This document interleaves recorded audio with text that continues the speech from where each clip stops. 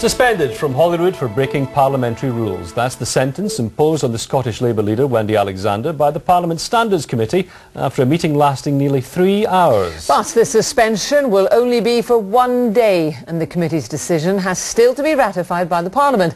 It's now risen for the summer recess and doesn't return until September. With the details, here's our political correspondent Glenn Campbell. Today's drama at Holyrood, worthy of Hollywood. But surely no acting on the part of Labour's ailing leader at First Minister's questions. Thank you, Presiding Officer. I have indeed been rendered speechless. Can I, on that note, for the last time this session, ask the First Minister what engagements he has planned for the rest of the day? First Minister.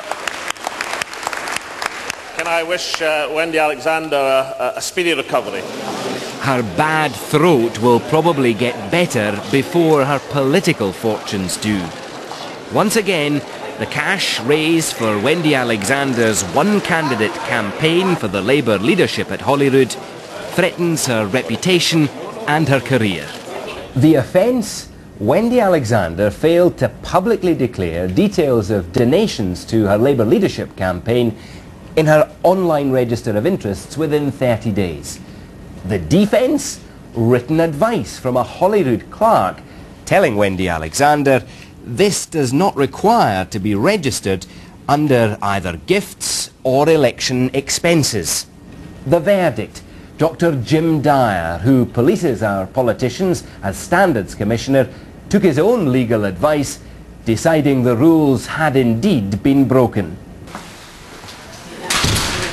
Behind closed doors, MSPs on Holyrood's Standards Committee took 3 hours to decide her fate.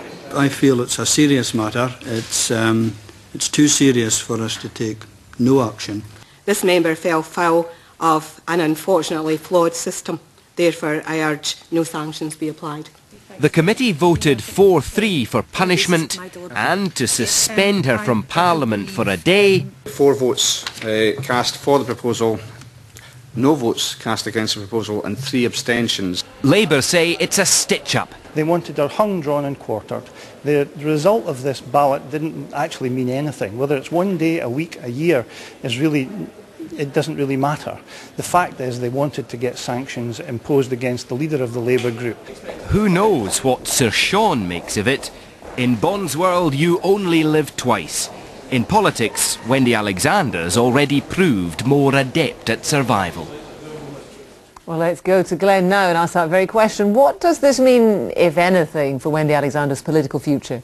Well, it's another blow to her leadership of Labour here at Holyrood, not least because this recommended suspension is going to hang over her head for the whole summer recess, because it's not until Parliament comes back in September that the full Parliament, all 129 MSPs, get to vote to decide whether she's actually thrown out for 1 day. But obviously this is a symbolic decision by the committee that met in this room for 3 hours earlier today. Wendy Alexander accepted an impermissible donation for her leadership campaign. The Electoral Commission decided there wasn't enough evidence to take action.